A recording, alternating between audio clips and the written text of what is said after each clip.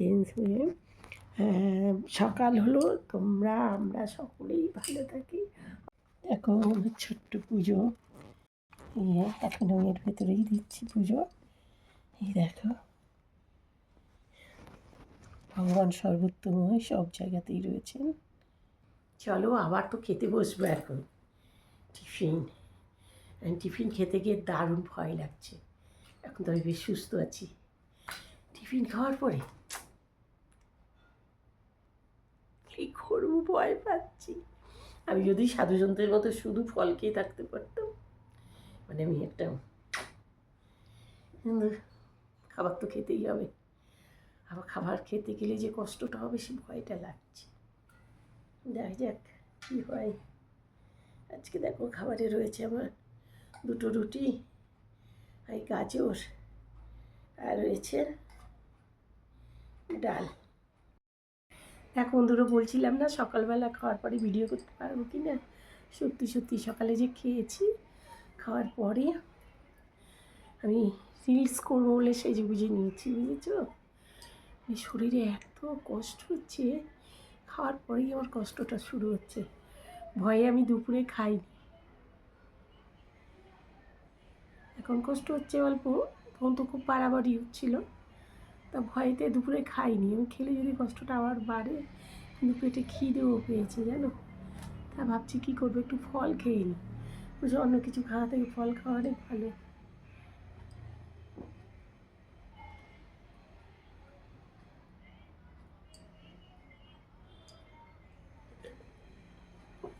জল আর ফল,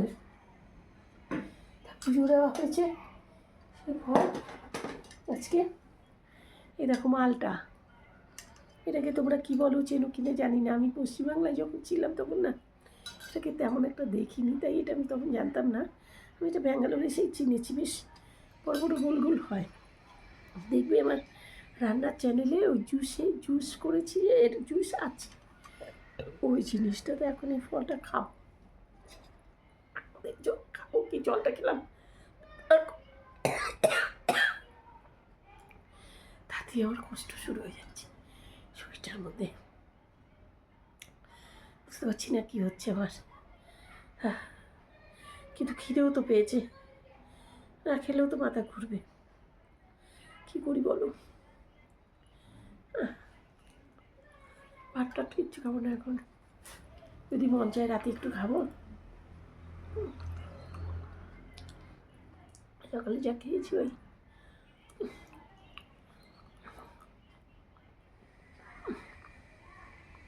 কষ্ট শুরু হয়ে যাচ্ছে। ভিডিও করবো কি করে।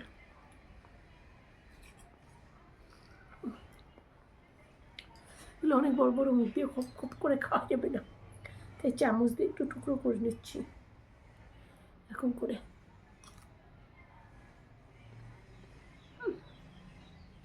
পেঁপের মতো দাবালের দেবে যায়, ঢুকে যাবে। দেখো খুব নরম, স্বাদটা একটু আলাদা।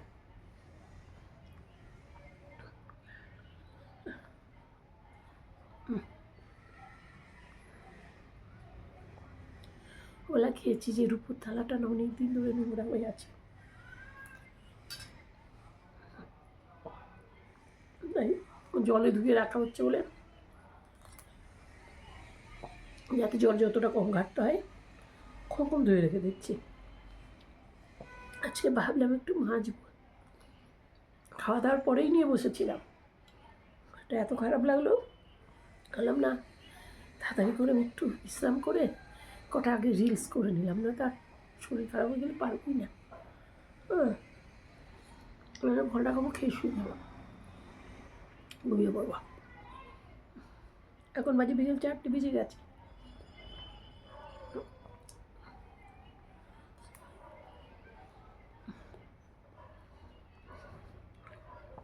এবারে যদি খাই রাতে ভাতটা খেয়ে নেবো। কেন এরকম হচ্ছে কে জানে, শরীরটা খুবই খারাপ, মানে কী বলবো, শরীরটা কিছু না কিছু লেগেই আছে। দিনই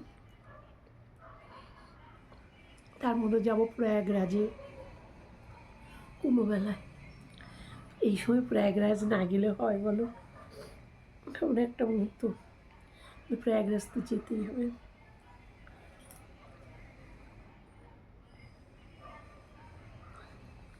এই সময় যদি প্রয়াগরাজে না যাই না, জীবনটা অধুরে হয়ে যাবে। মনে হয় জীবনে অনেক কিছু বাদ দিলাম, গোটা বিশ্ব পৃথিবী না ঘুরলাম, না দেখলাম, কিন্তু প্রয়াগরাজে এই টাইমে এত সাধু সন্তর পায়ের ধুলো, ভগবান দেবতা সবাই, ওই জল, ওই মাটিটা যে এখন কত পবিত্র, স্পর্শ না করতে পারলেও চোখেও যদি গিয়ে দেখে আসি তাতেও শান্তি।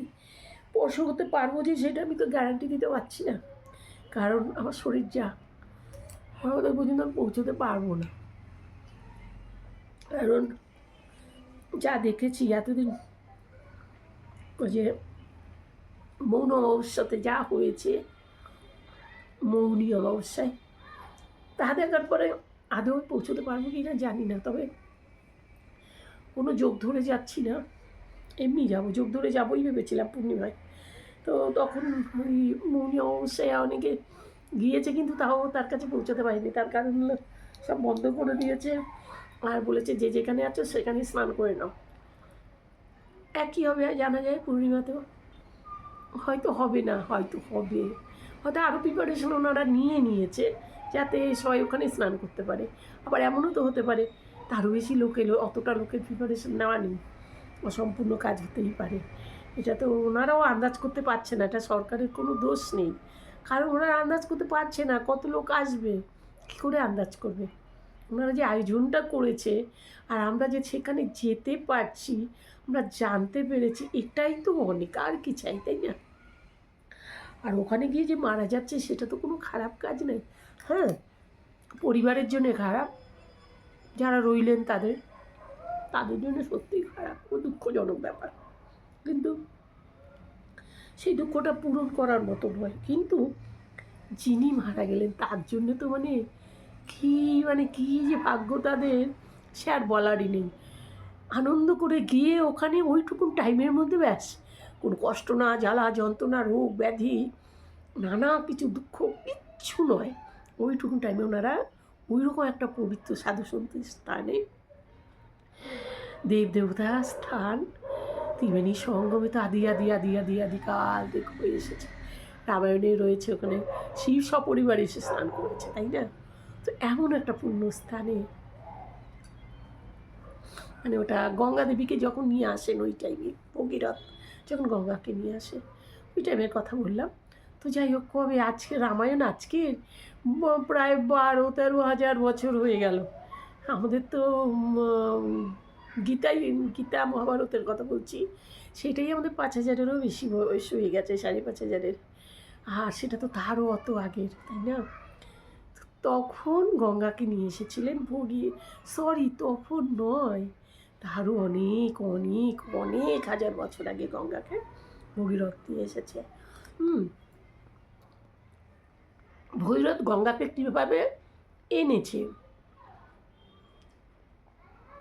গঙ্গা কীভাবে এসেছে, কেন আনা হয়েছে, কে আনলো, সব কিছু পেয়ে যাবে হিন্দু মহাগ্রন্থ, আমার একটা চ্যানেল আছে, সেখানে না আমি রামায়ণ পড়ে পড়ে বলেছি। তো সেই চ্যানেলটাতে যাবে, দেখবে ওখানে আমি রামায়ণ পড়ে পড়ে মানে বোঝাচ্ছি কীভাবে গঙ্গা এলো, ভগীরথ কত সাধনা করেছিলেন, ভগীরথের আগে কে ছিল, তার আগে কে ছিল, এই রকমভাবে রয়েছে। তো গঙ্গা তো ভগীরথ থেকে এসেছে, তার আগে যে সগর রাজা টাজা ওনারা সাধনা করেছিলেন গঙ্গাকে আনার জন্য, কিন্তু উনি আনতে পারলেন না।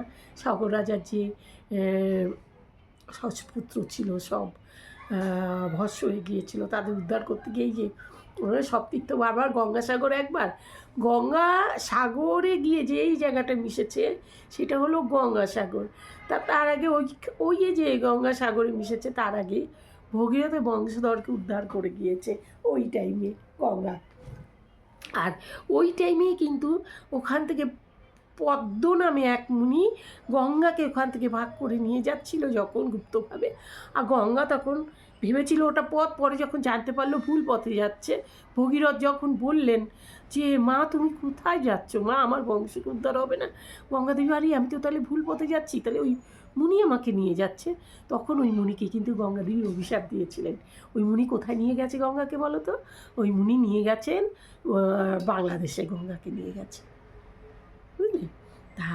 তখন ওই গঙ্গা অভিশাপ দিয়েছিলেন, তুমি যে মনসাদে আমাকে নিয়ে যাচ্ছ তোমার নাম পদ্মমুনি, এখন থেকে ওর নাম হবে পদ্মা নদী, কিন্তু ওই নদীতে স্নান করলে কেউ উদ্ধার হবে না, তাই ওখান থেকে ভাগ হয়ে চলে গেছি, বুঝলেন?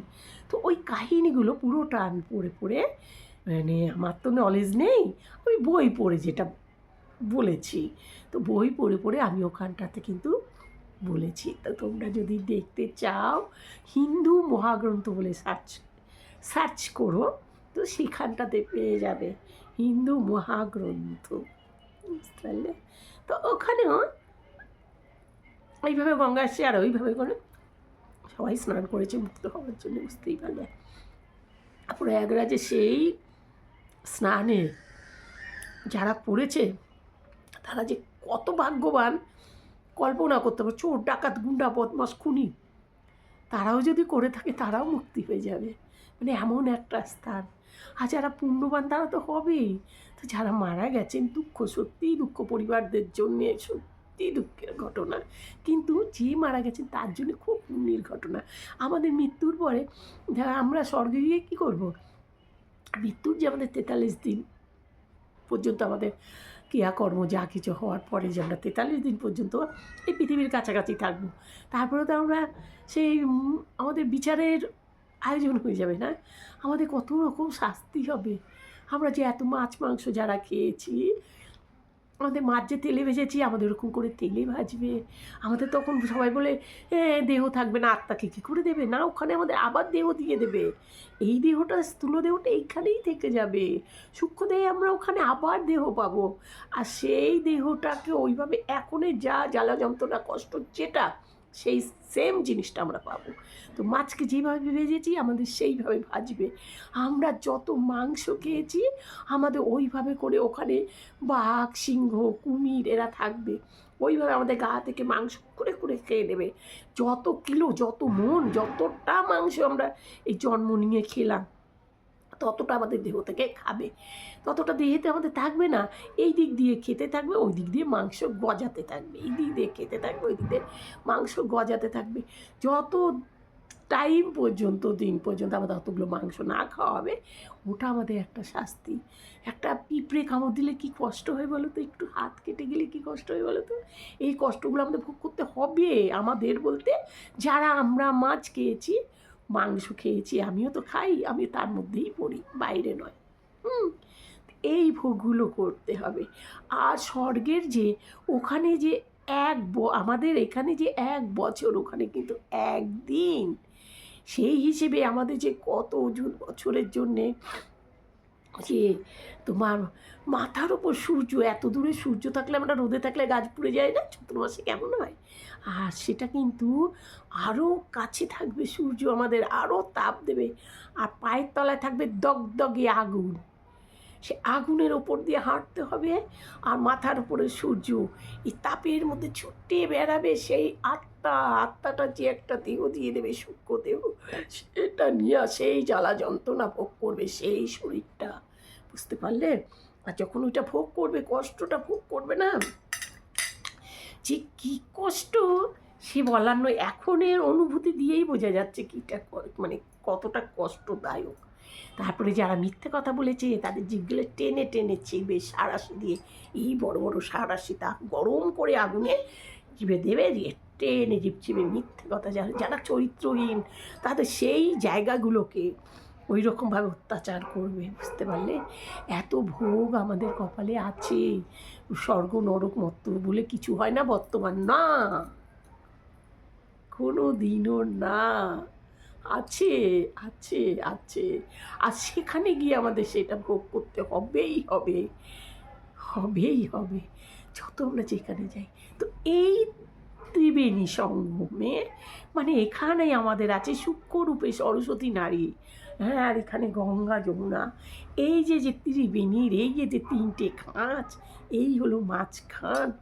ওইখানে স্নান করতে পারলে আর ওই কষ্টগুলো কিচ্ছু বহন করতে হবে না। ওখানে স্নান করা মানে ওখানে মৃত্যু, মানে জলের ওইখানেই যে মৃত্যু হবে তা না, যে কোনো তীর্থস্থানে মৃত্যু হলে তার স্বর্গবাস হয়।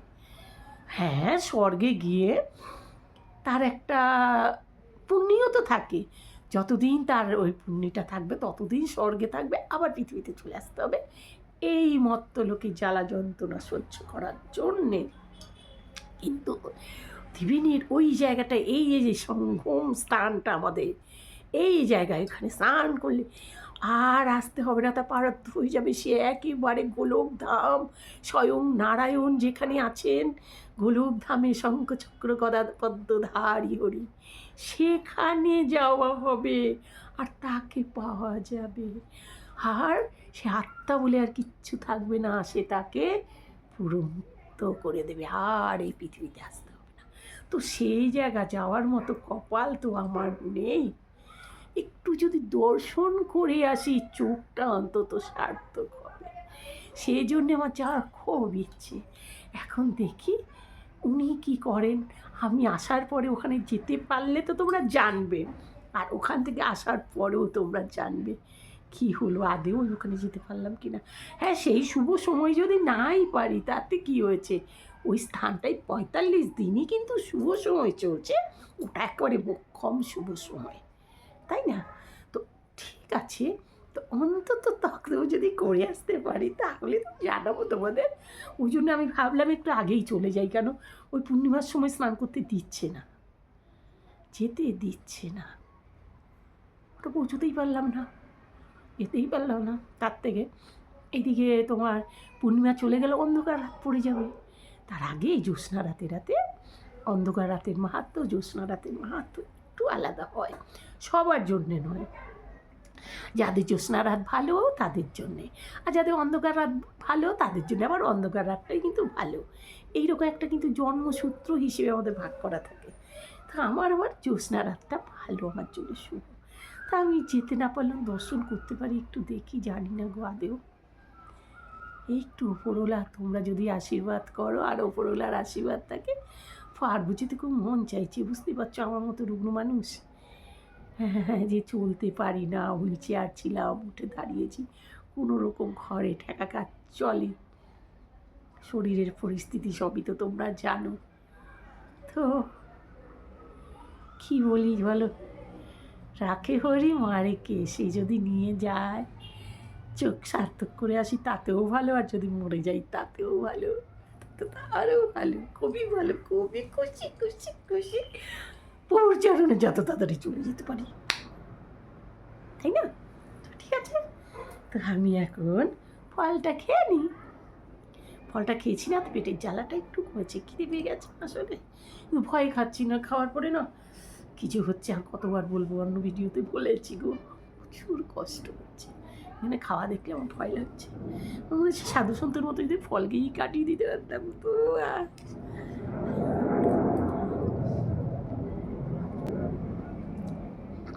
সুইগিতে অর্ডার দিতাম, অর্ডার দিলে পরে ফল দিয়ে চলে যেত, কাটো আর কেন, তাই না বলে।